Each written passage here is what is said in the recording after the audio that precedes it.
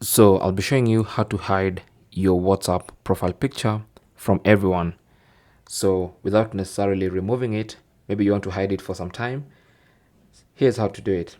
So the first thing you want to do is launch WhatsApp on your phone and then go to the settings page.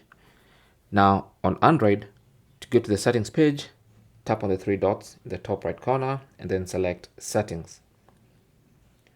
For iPhone users, the settings button is normally right here in the bottom right corner, and all you have to do is tap on it and it should land you on the settings page.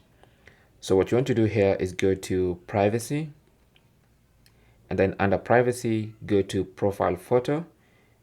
You can see mine is set to everyone, which basically means everyone can see my profile photo as long as they have my number. So to hide it completely from everyone, select nobody and then go back. And that means nobody can see your profile picture, whether it's your contacts, whether it's strangers, no one will be able to see your contacts. Your profile picture. Thanks for watching. Leave your comments and questions down below, and good luck.